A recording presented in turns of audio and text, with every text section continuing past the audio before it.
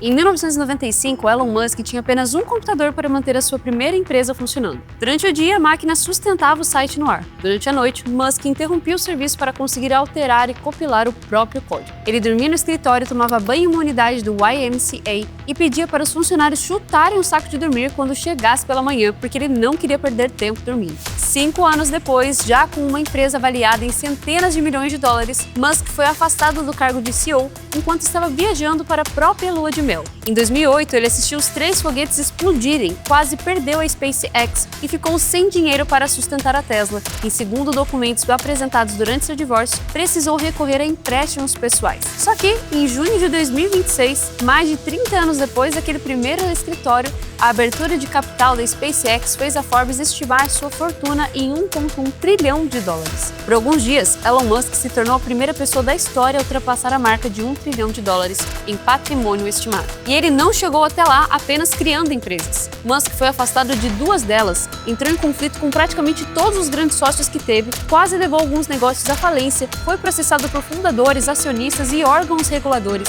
fez promessas que demoraram anos para se concretizar e construiu uma imagem pública capaz de movimentar mercados com uma única postagem. Aqui quem fala é Micaela Martins, da Coders Company, e hoje a gente vai entender como um garoto que começou programando na África do Sul construiu empresas como Zip2, PayPal, SpaceX, Tesla, Neuralink, XAI e X, até se tornar o homem mais rico do mundo. E principalmente, o que essa história nos revela sobre tecnologia, liderança, tolerância ao risco e a diferença entre construir produtos extraordinários e ser uma pessoa fácil de trabalhar.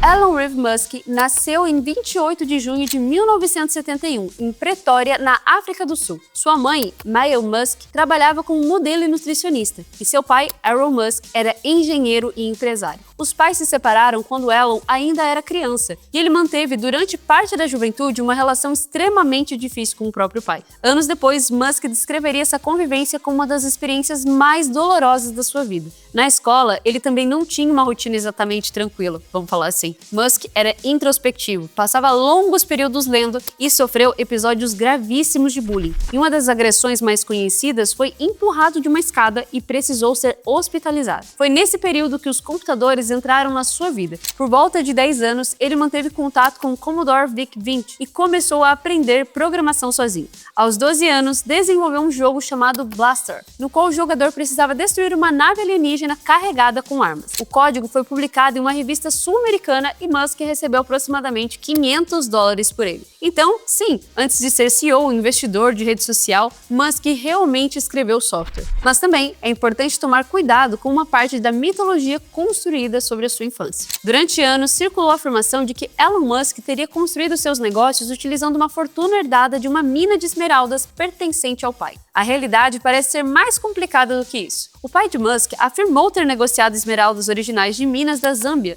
e ter recebido dinheiro com essa atividade. Entretanto, não existe nenhum documento público ou demonstrativo que a família fosse proprietária de uma grande mina ou que essa suposta fortuna tinha financiado diretamente a construção das empresas de Elon Musk. A biografia escrita por Walter Isaacson relata que Elon Musk trocou um pequeno avião por uma participação na produção de algumas minas e chegou a ganhar dinheiro vendendo essas pedras. O negócio, porém, desapareceu durante a década de 1980 e pouco desse dinheiro teria chegado aos filhos. Isso não significa que Musk tenha crescido sem privilégios. Ele veio de uma família branca com boas condições financeiras durante o apartheid sul-africano e teve acesso à educação e aos computadores quando isso ainda era raro. Mas resumir toda a construção de Zip2, PayPal, Tesla e SpaceX a uma herança de esmeraldas também não é sustentado pelas evidências disponíveis. Aos 12 anos, Musk deixou a África do Sul e se mudou para o Canadá, utilizando a cidadania canadense herdada pela própria mãe. Ele estudou inicialmente na Queen's University e, em 1992, transferiu-se para a Universidade da Pensilvânia, nos Estados Unidos. Lá, ele se formou em Física e Economia. Essa combinação ajudou bastante a entender o personagem que apareceria depois. Musk não se desenvolveu apenas como programador.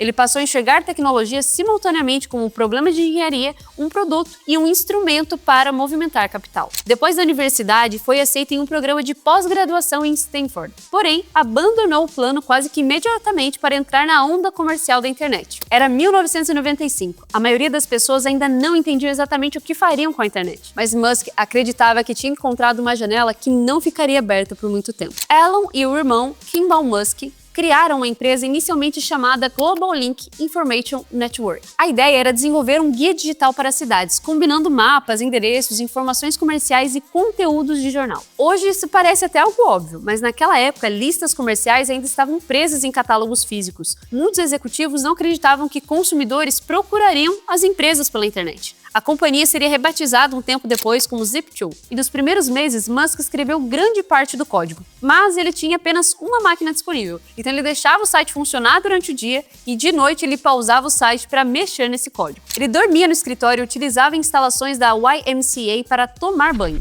Ex-funcionários relataram que Musk frequentemente dormia embaixo da própria mesa ou em um saco de dormir, para conseguir voltar ao trabalho assim que ele acordasse. Só que a imagem romântica do fundador trabalhando sozinho logo encontrou o primeiro grande problema da carreira de Musk: a relação com outras pessoas. Quando investidores colocaram dinheiro na Zip2, elas não consideraram que Musk estivesse preparado para comandar a empresa. O executivo mais experiente foi contratado como CEO, reduzindo o poder do próprio fundador. Musk tentou recuperar o controle, entrou em conflito com a liderança e defendeu uma fusão com o concorrente CitySearch. Mas o conselho novamente não seguiu sua posição. Ou seja, antes de ser conhecido como CEO que demite executivos, Musk também foi o fundador afastado das decisões pelos próprios investidores. Em abril de 1999, a Compaq comprou a Zip2 por aproximadamente 341 milhões de dólares. Musk recebeu cerca de 22 milhões com essa venda. Aos 27 anos, ele já era multimilionário e poderia até ter parado ali, mas ao invés de proteger o dinheiro, ele decidiu colocar tudo em uma ideia ainda mais arriscada. Em março de 1999, Musk fundou a X.com. A visão dele era construir uma plataforma financeira completa na internet, contas bancárias, investimentos, pagamentos e outros serviços dentro de um único sistema. Repara que o nome X não apareceu só com a mudança depois do Twitter, né? Musk tenta construir uma empresa em torno dessa letra há quase 30 anos. A Excel.com começou a disputar o mercado de pagamentos digitais com a Confluent,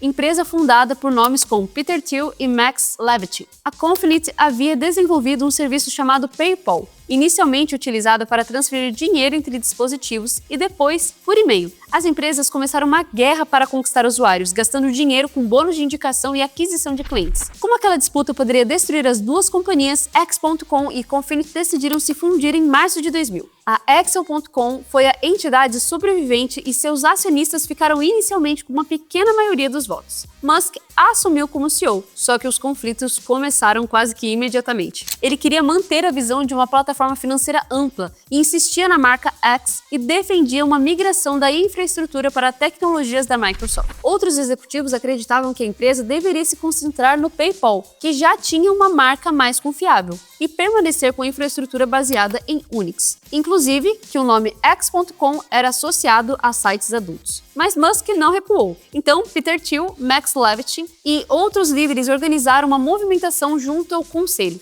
Em setembro de 2000, enquanto Musk viajava para uma combinação de lua de mel e reuniões com investidores, o conselho retirou do cargo e colocou Peter Thiel como CEO. Meus amigos, pela segunda vez Musk havia criado uma empresa e perdido o controle da sua gestão. Mas ele tomou uma decisão muito importante. Ao invés de vender imediatamente suas ações, ele continuou com um dos principais acionistas. A companhia abandonou os serviços bancários mais amplos, concentrou-se no PayPal e em fevereiro de 2001 adotou oficialmente esse nome. Em 2002, a PayPal abriu capital. Poucos meses depois, foi comprado pelo eBay, em uma operação avaliada em aproximadamente 1,5 bilhão de dólares. Musk recebeu aproximadamente 180 milhões de dólares com essa venda. E aí aconteceu uma das decisões que realmente definiram sua trajetória. Ele poderia diversificar o patrimônio e nunca mais correr um risco financeiro relevante. Mas ele decidiu colocar praticamente tudo de novo em 3 apostas extremamente improváveis: foguetes, carros elétricos e energia solar. Realmente esse cara era bem doido. Ele é, na verdade. Em 2002, Musk criou a Space Exploration Technologies, mais conhecida como a SpaceX. O objetivo declarado era reduzir drasticamente o custo das viagens espaciais e, no longo prazo, permitir que a humanidade se tornasse uma espécie de multiplanetária. Isso parecia uma loucura, né? E talvez seja. Mas a indústria espacial era dominada por governos, grandes empresas de defesas e organizações com décadas de conhecimento acumulado. Musk era um empresário da internet tentando construir foguetes com capital próprio. Ele colocou aproximadamente 100 milhões de dólares do dinheiro recebido com o PayPal nesse projeto. Mas o SpaceX adotou uma lógica diferente da indústria tradicional. Ao invés de terceirizar praticamente todos todos os componentes, a empresa buscava desenvolver internamente motores, estruturas, sistemas eletrônicos e software. Essa integração vertical dava mais controle sobre custos e permitia mudanças rápidas de projeto, embora concentrasse numa quantidade enorme de riscos dentro da própria empresa. O primeiro foguete foi o Falcon 1, e os 3 primeiros lançamentos simplesmente fracassaram. Em 2006, o foguete caiu pouco depois da decolagem. Em 2007, outro voo não conseguiu nem atingir a órbita. Em agosto de 2008, uma colisão entre os estágios provocou o terceiro fracasso. Naquele lançamento também estavam satélites de clientes e até as cinzas de pessoas que seriam enviadas ao espaço. A SpaceX tinha recursos para praticamente mais uma tentativa. Em 20 de setembro de 2008, o quarto Falcon 1 finalmente atingiu a órbita, tornando-se o primeiro foguete desenvolvido de forma privada e movido a combustível líquido a conseguir esse feito. Só que chegar à órbita ainda não significava que a empresa estava salva. Enquanto a SpaceX queimava dinheiro tentando chegar ao espaço, outra empresa ligada a Musk enfrentava seus próprios problemas. A Tesla havia sido criada em 2003 por Martin Eberhard e Mark Tarpenning. Então aqui existe uma correção importante. Musk não fundou sozinho a Tesla do zero. Ele entrou na empresa em 2004, liderou a primeira grande rodada de investimento, tornou-se presidente do conselho e participou das decisões sobre produtos e estratégia. Posteriormente, um acordo judicial reconheceria 5 pessoas como cofundadores: Eberhard, Tarpenning, Ian Rife, J.B. Straubel e Musk. O plano era começar com um carro esportivo caro, o Roadster, e utilizar o dinheiro para desenvolver veículos progressivamente mais acessíveis. A estratégia foi publicada pelo próprio Musk em 2006. Só que produzir um carro se mostrou muito mais difícil do que construir um protótipo. O Roadster sofreu atrasos, problemas de transmissão e custos muito maiores do que os previstos. Musk e Martin Eberhard começaram uma disputa sobre a responsabilidade pelos erros. Eberhard foi afastado da posição de CEO em 2007 e depois processou Musk, alegando que ele tentava reescrever a história da empresa. A Tesla e Musk argumentavam que Eberhard havia sido removido por causa dos custos e problemas de produção. O processo terminou em acordo e, em outubro de 2008, Musk assumiu como CEO da Tesla. Era provavelmente o pior momento possível. O sistema financeiro mundial estava entrando em colapso. A Tesla precisava de dinheiro, a SpaceX também, e Musk precisava decidir como se dividir entre os recursos restantes entre as duas empresas. Em novembro, a Tesla anunciou uma rodada de 40 milhões de dólares em dívida conversível, liderada pelos próprios investidores. A companhia já produzia o Roadster, mas ainda estava longe de uma operação estável. Poucas semanas depois, em dezembro de 2006, a NASA concedeu à SpaceX um contrato de 1,6 bilhão de dólares para realizar missões de abastecimento da Estação Espacial Internacional. Aquele contrato foi essencial para transformar a SpaceX numa experiência financiada por Musk em uma empresa com um cliente institucional gigantesco. A narrativa de que Musk venceu apenas com dinheiro privado ignora uma boa parte importante dessa história. Tesla e SpaceX foram construídas com capital privado, mas também se beneficiaram enormemente de contratos, empréstimos, incentivos e políticas públicas. No caso da Tesla, o Departamento de Energia dos Estados Unidos concedeu em 2010 um empréstimo de 465 milhões de dólares para apoiar o desenvolvimento do Model S e da fábrica de Fremont. A empresa quitou esse mesmo empréstimo em 2013. Então, não foi apenas um gênio solitário contra o mundo. Foi uma combinação entre engenharia, capital de risco, dinheiro pessoal, equipes extremamente qualificadas e apoio estratégico do governo americano. A trajetória de Elon Musk até aqui já nos mostra que crescer em tecnologia não depende apenas de você saber escrever código. Nos primeiros anos, ele realmente programava, mas conforme os negócios cresceram, seu valor passou a estar na capacidade de compreender sistemas, reunir pessoas melhores do que ele em diferentes áreas, assumir riscos e conectar decisões técnicas a oportunidades do mercado. E essa visão mais ampla também é necessária para quem quer acessar melhores oportunidades internacionais como desenvolvedor.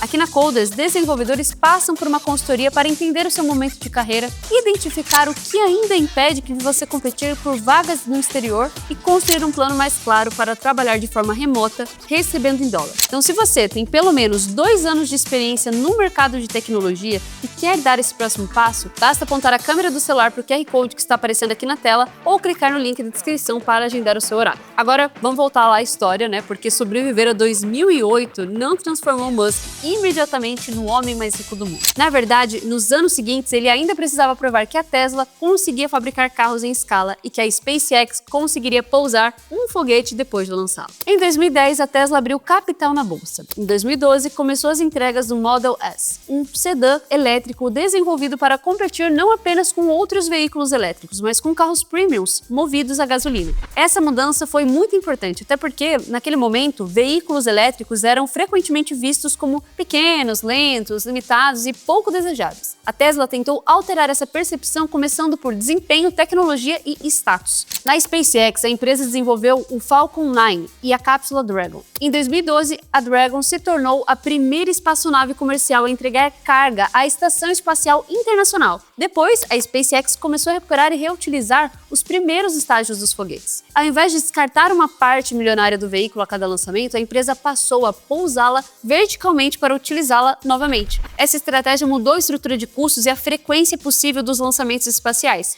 A parceria, então, da NASA com a SpaceX também restaurou a capacidade americana de enviar cargas e, posteriormente, astronautas à estação utilizando veículos lançados nos Estados Unidos. Mas nem tudo caminhava tão bem assim. A Tesla precisava deixar de ser uma empresa de carros caros e tornar uma fabricante capaz de produzir centenas de milhares de veículos. O grande teste seria então o Model 3. Musk apostou em um nível altíssimo de automação da fábrica, acreditando que robôs poderiam realizar grande parte da montagem. Só que algumas tarefas se mostraram complexas demais para o sistema automatizado. Linhas de produção atrasaram, metas foram descumpridas e a empresa precisou reconstruir etapas do processo enquanto tentavam aumentar as entregas. A Tesla chegou a montar uma nova linha de produção dentro de uma estrutura semelhante a uma grande tenda ao lado da fábrica. Musk passou longos períodos na unidade e chamou aquela fase de Production Hell, o inferno da produção. Esse episódio expôs mais uma característica recorrente da sua gestão. Musk define metas consideradas impossíveis, força a organização a trabalhar com enorme velocidade e muitas vezes também não cumpre o prazo anunciado. Por outro lado, mesmo quando a promessa original não se concretiza naquela data, a pressão pode fazer a empresa avançar mais rapidamente do que faria em uma gestão tradicional. A pergunta é: qual custo humano, financeiro e operacional existe nesse método? Até porque velocidade não aparece do nada, ela normalmente é cobrada das equipes. Pessoas que trabalharam com Musk frequentemente descrevem com uma combinação difícil de separar. De um lado, ele consegue estudar problemas técnicos, questionar premissas antigas e pressionar equipes a simplificar sistemas, só que do outro, ele é conhecido por criar ambientes intensos, tomar decisões abruptas, dispensar funcionários rapidamente e estabelecer prazos que os próprios especialistas consideram irreais. Na Zip2, ele perdeu o cargo para um executivo considerado mais preparado. No PayPal, entrou em conflito com Peter Thiel, Max Levchin e parte da equipe técnica. Na Tesla, rompeu com Martin Eberhard. Na OpenAI, entrou em conflito com Sam Altman e Greg Brookman. Na compra do Twitter, demitiu a liderança assim que assumiu. Realmente existe um padrão aí. Musk consegue atrair as pessoas extremamente talentosas para missões gigantescas, mas também possui dificuldade em dividir poder quando essas mesmas pessoas discordam da sua visão. Em 2006, os primos de Musk, Lyndon e Peter Rive, criaram a SolarCity. Musk participou da concepção, tornou-se presidente de conselho e investiu no negócio. A empresa cresceu oferecendo sistemas de energia solar sem exigir que os consumidores comprassem imediatamente os painéis. Em muitos casos, a SolarCity financiava a instalação e recebia pagamentos ao longo do tempo. Mas esse modelo também exigia capital constante e aumentava o endividamento. Em 2016, a Tesla comprou a SolarCity em uma operação avaliada na época em aproximadamente 2,6 bilhões de dólares. A decisão foi extremamente controversa. Musk era presidente da SolarCity, um dos maiores acionistas e simultaneamente CEO e principal figura da Tesla. Além disso, membros da sua família administravam a empresa comprada. Acionistas processaram Musk alegando que a aquisição serviu para resgatar uma companhia financeiramente fragilizada. O Tribunal de Delaware reconheceu a existência de conflitos e falhas no processo, mas concluiu que a operação havia sido justa para os acionistas. A decisão foi mantida pela Suprema Corte de Delaware em 2023. E esse caso é muito importante até porque ele mostra como as empresas de Musk não funcionam como projetos completamente independentes. Elas compartilham capital, profissionais, tecnologias, fornecedores e muitas vezes o próprio peso político e financeiro do fundador. Já em agosto de 2018, Musk publicou que considerava retirar a Tesla da bolsa por $420 por ação e que o financiamento para a operação estava garantido. Só que, de acordo com a SEC, as condições específicas da transação ainda não haviam sido definidas e Musk possuía base suficiente para afirmar que o dinheiro estava garantido. A publicação movimentou ações da Tesla e provocou uma investigação. Musk e Tesla fecharam um acordo sem admitir ou negar acusações. Cada um pagou uma multa de 20 milhões de dólares. Musk deixou a presidência do conselho por 3 anos e a empresa precisou criar controles adicionais sobre as suas comunicações públicas. Esse episódio resume perfeitamente outra contradição da trajetória de Musk. Sua capacidade de comunicar ideias ousadas atrai clientes, investidores e funcionários, mas a dificuldade de separar visão, provocação e informação financeira verificável também cria riscos para as próprias empresas. Em dezembro de 2015, Elon Musk, Sam Altman, Greg Brookman e Leah Sutskever e outros homens anunciaram a criação da OpenAI. A organização surgiu como uma instituição sem fins lucrativos, com o objetivo de desenvolver inteligência artificial de forma que seus benefícios fossem amplamente distribuídos. Musk apareceu como um dos co-presidentes e um dos principais financiadores iniciais, só que o relacionamento se deteriorou. Conforme a equipe percebeu que desenvolver sistemas avançados exigia bilhões de dólares em infraestrutura computacional, começou a discutir uma estrutura com fins lucrativos. Segundo documentos divulgados pela própria OpenAI, Musk defendeu assumir o controle da nova entidade ou incorporar o projeto à Tesla. A liderança rejeitou as condições e Musk deixou o conselho em 2018. Musk, por sua vez, passou a afirmar que a OpenAI havia abandonado a missão original ao se aproximar da Microsoft e abandonar uma estrutura comercial. As duas partes transformaram a divergência em uma guerra pública e judicial. Em 2026, uma ação de Musk contra a OpenAI foi rejeitada após a justiça concluir que as reivindicações haviam sido apresentadas fora do prazo legal. Musk anunciou que pretendia recorrer. Enquanto brigava com a empresa que ajudou a criar, ele construiu uma concorrente. Em 2016, Musk ajudou a criar a Neuralink, empresa dedicada ao desenvolvimento de interfaces entre cérebro e computador. A proposta inicial é permitir que pessoas com paralisia ou condições neurológicas consigam controlar dispositivos utilizando sinais cerebrais. No longo prazo, Musk apresenta a tecnologia como uma possível maneira de aproximar a inteligência humana de uma inteligência artificial. Em 2017, criou oficialmente a The Boring Company. A empresa tenta reduzir o custo da construção de túneis e desenvolver sistemas subterrâneos de transporte. O projeto também revelou uma característica quase cômica da marca de Musk. Uma ideia que começou como uma reclamação sobre o trânsito acabou vendendo bonés, equipamentos chamados de Not a Flamethrower e construindo túneis reais em cidades americanas. Essas empresas ainda não atingiram o impacto econômico da Tesla ou da SpaceX, mas mostram como Musk trabalha. Ele identifica problemas de escala civilizacional, trânsito, doenças neurológicas, inteligência artificial ou vida multiplanetária e cria empresas ao redor de soluções que parecem exageradas demais para organizações tradicionais. Em 2022, Musk começou a comprar ações do Twitter. Depois, apresentou uma proposta para adquirir a empresa inteira por 44 bilhões de dólares. Pouco tempo depois, tentou desistir do negócio, alegando que o Twitter não havia fornecido informações suficientes sobre contas falsas e bots. A empresa entrou na justiça para obrigá-la a cumprir o contrato. Com o julgamento se aproximando, Musk voltou atrás e concluiu a compra em outubro de 2022. Assim que assumiu, demitiu os principais executivos e iniciou uma redução enorme da equipe. O Twitter foi rebatizado como X. O sistema de verificação foi transformado em um produto pago e diferentes políticas de moderação foram alteradas. Musk dizia querer transformar a plataforma em um aplicativo para tudo: comunicação, vídeo, pagamento, inteligência artificial e serviços financeiros. Basicamente, a visão da X.com de 1999 estava sendo ressuscitada dentro de uma rede social. Só que as mudanças também afastaram anunciantes, geraram falhas operacionais e aumentaram as discussões sobre desinformação e conteúdo ofensivo. Pesquisas acadêmicas encontraram crescimento de diferentes formas de discurso de ódio e perda de anunciantes após a aquisição, embora Musk e a empresa contestem parte dessas próprias análises. Em 2023, Musk criou a xAI e lançou a Grok, um modelo de inteligência artificial integrado ao X. A estratégia era realmente poderosa. O X oferecia uma distribuição pronta, acesso ao conteúdo produzido em tempo real e milhões de usuários que poderiam interagir com o modelo. Em março de 2025, a xAI comprou a X em uma operação envolvendo ações. O negócio avaliou a rede social em aproximadamente 33 bilhões de dólares, desconsiderando sua dívida e a empresa combinada em cerca de 80 bilhões. No ano seguinte, outra empresa de Musk entrou na equação. Em fevereiro de 2026, a SpaceX adquiriu a Axel AI,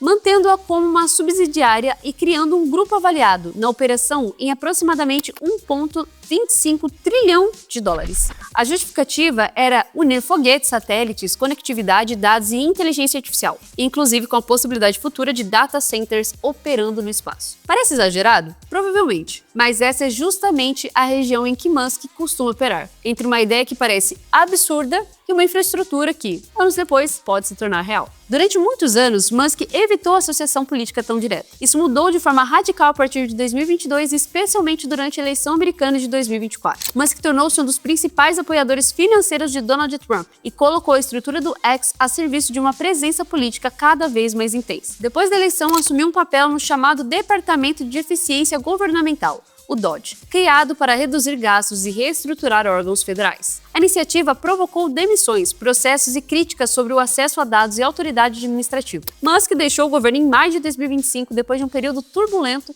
e sem atingir integralmente as economias prometidas. Essa entrada na política aumentou seu poder, mas também trouxe custos. A Tesla passou a ser associada mais diretamente às opiniões pessoais de Musk. Protestos, boicotes e polarização começaram a atingir uma marca que antes tentava se posicionar principalmente como tecnologia e sustentabilidade. O fundador já não era mais apenas o principal divulgador das empresas. Ele também havia se tornado um dos maiores riscos reputacionais dela. A fortuna de Elon Musk não foi construída principalmente por salários. Ela veio da concentração de participações em empresas que atingiram avaliações gigantescas. Na Tesla, sua remuneração foi estruturada por meio de opções vinculadas ao crescimento do valor de mercado e ao cumprimento de metas. O pacote aprovado em 2018 foi contestado na Justiça de Delaware e inicialmente cancelado. Em dezembro de 2025, porém, a Suprema Corte de Delaware reverteu a retirada do pacote e restaurou as opções, entendendo que a anulação completa deixaria Musk sem remuneração por anos de trabalho. A SpaceX representava outra parte enorme do patrimônio.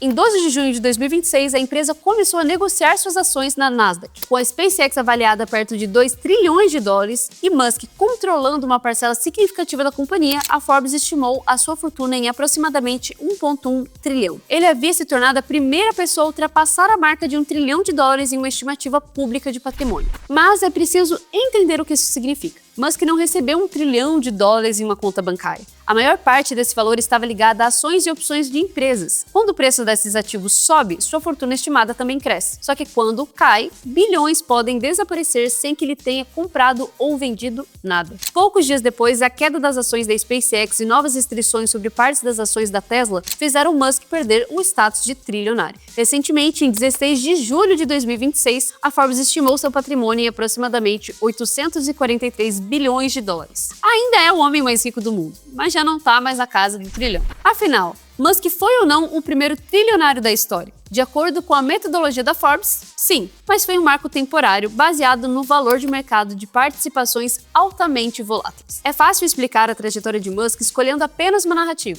mas, na verdade, ela tem várias versões. Para os seus admiradores, ele é um gênio que construiu sozinho carros elétricos, foguetes e inteligência artificial. Mas, para os seus críticos, é apenas um empresário privilegiado que se apropriou de trabalho de engenheiros e utilizou o dinheiro público. As duas versões estão, de certa forma, incompletas. Musk não construiu nenhuma dessas tecnologias completamente sozinho. Tesla, SpaceX, Neuralink, xAI dependem de dezenas de milhares de engenheiros, pesquisadores, operadores e executivos. Ele também não inventou o carro elétrico, o foguete, o pagamento digital ou a inteligência artificial. O que indubitavelmente Musk demonstrou foi uma capacidade incomum de identificar tecnologias existentes que ainda não haviam atingido escala, reuni-las em uma visão de produto e convencer investidores, governos, clientes, profissionais de que aquele futuro poderia ser construído. Ele combina pelo menos 5 características. A primeira é a sua compreensão técnica, suficiente para discutir diretamente com um engenheiro e questionar as decisões. A segunda é disposição para concentrar quase todo o patrimônio em projetos de altíssimo risco. A terceira é o domínio de narrativa. O Musk não vende apenas produtos, ele sabe vender uma visão sobre o futuro da humanidade. E a quarta é a capacidade de utilizar sucesso de uma empresa para sustentar a próxima. E ainda tem a quinta, que é tolerância quase absurda ao conflito, ao fracasso e à pressão pública. Talvez essa tenha vindo, infelizmente, pelos diversos episódios de bullying sofridos ali na sua infância. Só que essas mesmas características possuem também um lado negativo. A confiança técnica pode se tornar arrogância, a velocidade pode se tornar imprudência, a ambição pode produzir promessas incompatíveis com a realidade, e a concentração de poder pode fazer uma organização inteira depender do humor, das postagens e das decisões de uma única pessoa. Para os devs, fica a lição de que saber programar pode abrir uma porta, mas não sustenta sozinha a construção de um patrimônio ou de um negócio. Musk começou escrevendo código da Zip2, mas precisou aprender sobre produto, vendas, investimento, fabricação, regulação, gestão e comunicação. O conhecimento técnico e liderança também importam e são habilidades diferentes. Ser capaz de encontrar uma solução não significa saber criar um ambiente saudável para que outras pessoas façam o mesmo. Assumir risco pode acelerar uma carreira, mas sobreviver aos riscos exige capital, relacionamentos e pessoas qualificadas. Musk colocou o próprio dinheiro nas empresas, mas também contou com investidores, contratos governamentais, empréstimos e equipes capazes de executar o que ele prometia. E um último aprendizado que ainda fica é de que a reputação de um profissional pode se tornar tanto um ativo quanto uma dívida. A imagem pública de Musk atrai atenção gratuita para todos os seus produtos, mas ao mesmo tempo, cada conflito pessoal, promessa gerada ou posicionamento político passa a afetar empresas que empregam milhares de pessoas. Enfim, galera, Elon Musk começou sua trajetória escrevendo um jogo na África do Sul, depois dormiu em um escritório para construir a Zip2, foi afastado da gestão, criou a Excel.com, perdeu novamente o cargo, manteve suas ações, saiu do PayPal com dinheiro suficiente para financiar empresas que quase ninguém acreditava que sobreviveriam. Ele assistiu a 3 foguetes seus fracassarem, quase ficou sem nenhum dinheiro em 2008. Assumiu a Tesla durante uma crise, transformou a SpaceX em uma das empresas mais estratégicas do mundo, comprou o Twitter, brigou com antigos sócios, enfrentou a SEC, entrou na política e criou uma concorrente para a organização de inteligência artificial que havia ajudado a fundar. Em junho de 2026, chegou o primeiro trilhão.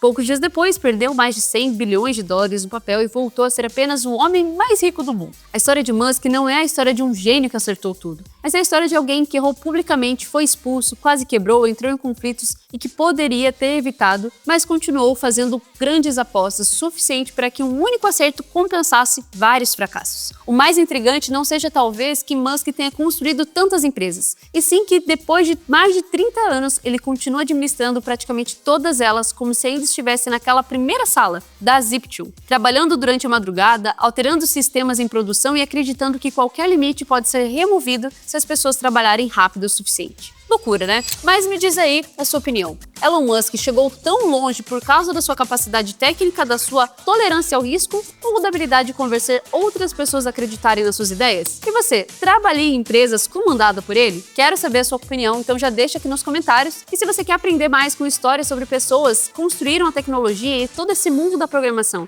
e se principalmente você já trabalha nessa área e quer crescer na carreira internacional de tecnologia, não deixe de seguir a Coders em todas as redes sociais. Os links das redes sociais estão aqui no link abaixo, aqui na descrição. E ativa, claro, o sininho para não perder os próximos vídeos também aqui do canal. Te vejo no próximo vídeo, hein? Tchau!